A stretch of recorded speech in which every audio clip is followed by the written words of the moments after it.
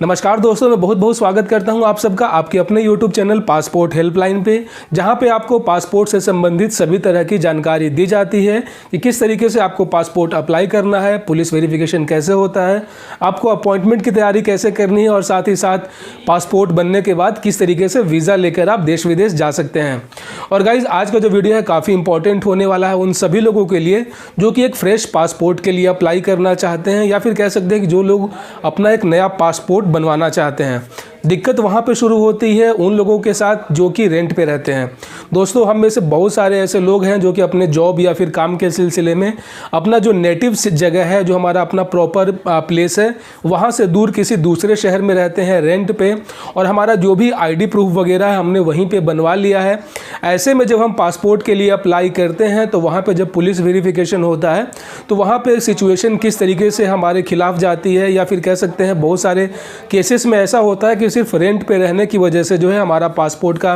Police verification है वो fail हो जाता है, हमारा पुलिस वेरिफिकेशन जो है एडवर्स चला जाता है। ऐसे में जो है हमारा पासपोर्ट नहीं बन पाता है।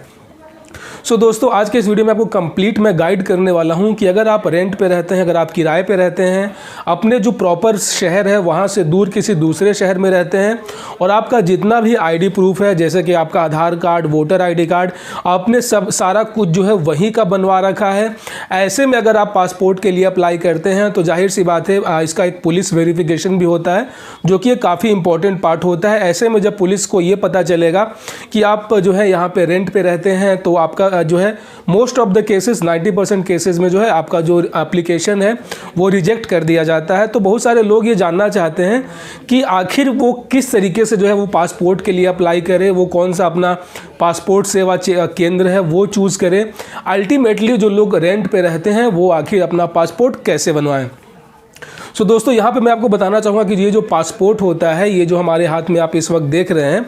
ये जो है इंडिया का सबसे बड़ा जो है आपका डॉक्यूमेंट होता है। अपार्ट फ्रॉम ऑल अदर जो भी आईडी प्रूफ होते हैं, जैसे कि आपका आधार कार्ड, वोटर आईडी कार्ड, ये सभी के लिए आपको डॉक्यूमेंटेशन देना होता है, और जैसे ही आपका डॉक्यूमेंटेशन कंप्लीट होता है तो आपका आईडी बन जाता है। उसके लिए किसी तरीके का कोई भी एजेंसी है वो आपका वेरिफिकेशन नहीं करती है।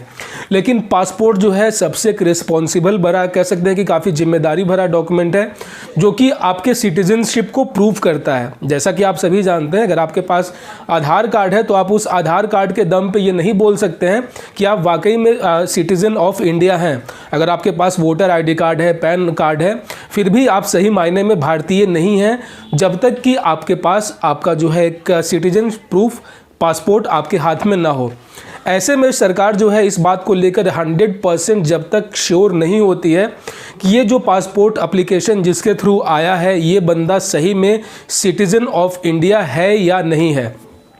जब तक वो इस बात का बिल्कुल पुख्ता सबूत उसको नहीं मिल जाता है तब तक जो है वो आपको पासपोर्ट नहीं देंगे। क्योंकि आप जो है इस पासपोर्ट को लेकर आप विदेशों में जाएंगे, वहाँ पे जो है इंडिया को रिप्रेजेंट करेंगे as a citizen of India. ऐसे में अगर आप किसी गलत काम में पाए जाते हैं तो अल्टीमेटली जो है बदनामी अपने देश की होगी। और जब से जो है सारा कुछ प्रोसेस ऑनलाइन हो गया है तब से जो है सख्ती और ज़्यादा बढ़ा दिए गए हैं। ऐसे में जैसे ही आपका पुलिस वेरिफिकेशन, जो एक बहुत ही इंपॉर्टेंट पार्ट होता है पासपोर्ट मेकिंग में, जिसमें पुलिस को इस बात के लिए जो है हायर किया जाता है मिनिस्ट्री ऑफ फॉरेन अफेयर्स की ओर से कि जिस बंदे का एप्लीकेशन है आप इसको वेरीफाई करें कि सही मायने में ये सिटीजन ऑफ इंडिया है या नहीं।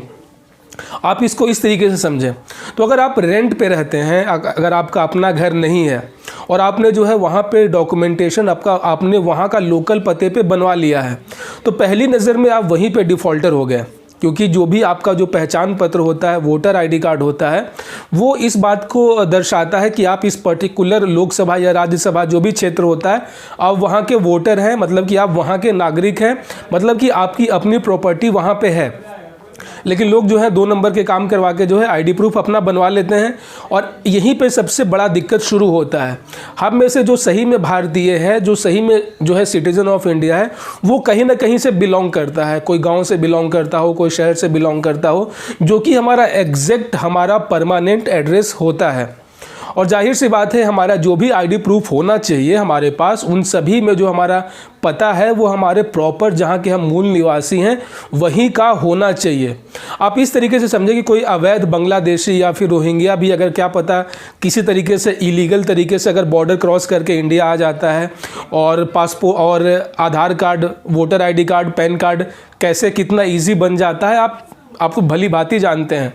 ऐसे में जो पुलिस वेरिफिकेशन होता है वो काफ़ी अहम रोल प्ले करता है इस बात का पता लगाने के लिए कि ये क्या बंदा जो है इस एड्रेस में जो उसने एड्रेस दिया है ये यहाँ का जेन्युइन नागरिक है या नहीं। पासपोर्ट का एप्लीकेशन का ये रूल भी है कि आप जो एड्रेस दे रहे हैं वो आपका परमानेंट पता होना चाहिए, और यहाँ पे जब आपका परमानेंट पता नहीं है तो ऐसे में पुलिस जो है आपकी बातों से सेटिस्फाई नहीं होती है और वो जो है एडवर्स रिपोर्ट जो है आपके एप्लीकेशन का वो भेज देती है और आप लोग का आपका जो पासपोर्ट का एप्लीकेशन है वो वहाँ से रिजेक्ट कर दिया जाता है। ऐसे में बहुत सारे लोग ये जानना चाहते हैं कि भाई मैं तो सिटीजन ऑफ इंडिया हूँ लेकिन मैं काम के सिलसिले में किसी दूसरे जगह पे हूँ और मैं यहाँ का पता बनवा लिया हूँ, तो अब मुझे क्या करना चाहिए। तो बहुत सारे लोग ये सोचते हैं कि वो पुलिस वालों को कुछ ब्राइब देकर, कुछ घूस देकर भी अपना काम निकलवा सकते हैं। सो दोस्तों यहाँ पे आपको पता होना चाहिए कि जो भी आपका लोकल थाना होता है वो आपके एप्लीकेशन को आगे वो एसपी ऑफिस में रिफ़र करता है और बाद में एसपी ऑफिस से वो पास होने के बाद ही जो पासपोर्ट का जो रीजनल ऑफिस होता है वहाँ पे जाती है। इसका मतलब ये कि आपके पुलिस थाने से और पासपोर्ट सेवा केंद्र के बीच में जो एक है एसपी ऑफिस का एक बहुत बड़ा रोल होता है। वहाँ पे एसपी ऑफिस में अलग से एक पासपोर्ट का डिपार्टमेंट होता है और उसमें जो है बहुत सारे जो है एक्सपीरियंस्ड ऑफिसर्स वहाँ पे होते हैं जो उनका लोकल इनपुट देता है, या कह सकते हैं कि जो उनके सीआईडी होते हैं या फिर उनका जो एक अपना लोकल लेवल पे उनका एक इन्वेस्टिगेशन टीम होता है जिसको आम भाषा में हम लोग जो है गुप्त सूत्र भी बोलते हैं। आपने सुना भी होगा कि गुप्त सूत्रों के जो है इंफॉर्मेशन के अनुसार वहाँ पे छापामारी किया गया, उसको गिरफ्तार किया गया। तो यही जो सूत्र होते हैं एक तरीके से इंटेलिजेंस का काम करते हैं पासपोर्ट में। वो इस बात को लेके वेरीफाई करते हैं कि ये जो बंदा एप्लीकेशन आया है, भले ही पुलिस के द्वारा जो है इसका एप्लीकेशन पॉजिटिव आया है, फिर भी क्या ये सही मायने में जेन्युइन है। तो इसके लिए वो अपने लेवल पे एक अलग से जो है वेरिफिकेशन करते हैं और वो आपको पता नहीं चलता, वो काफ़ी सीक्रेट तरीके से करते हैं जो उनके सीक्रेट एजेंट्स होते हैं।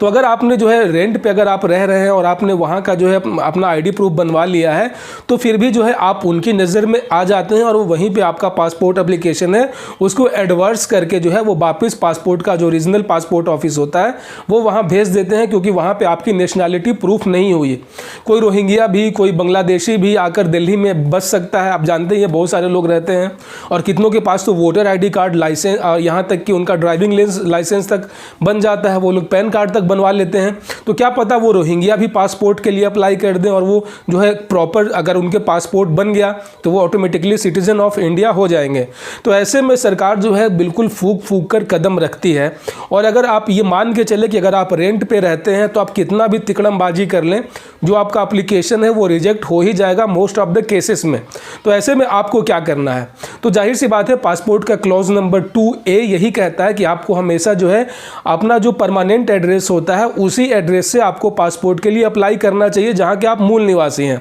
सपोज करें कि आप पटना बिहार के प्रॉपर नागरिक हैं और आप दिल्ली नोएडा में जॉब करते हैं और आप 10 साल से वहीं रह रहे हैं और आपने जो है अपने ऑफिस के या फिर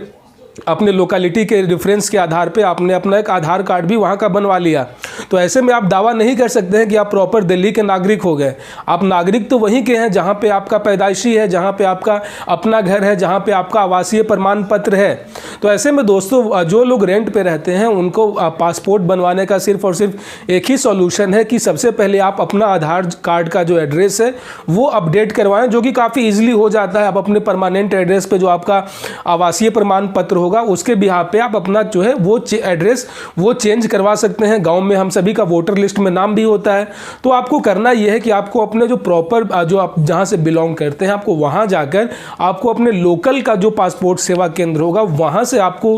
पासपोर्ट के लिए अप्लाई करना है। और वहां पे जब उनका पुलिस डिपार्टमेंट आपके गाँव तक आएगी, आपके घर तक आएगी, तो आप तो वहाँ के नागरिक हैं ही, तो आपको बिल्कुल ये प्रूफ करने की ज़रूरत नहीं होगी। और फिर उसके बाद जब आपका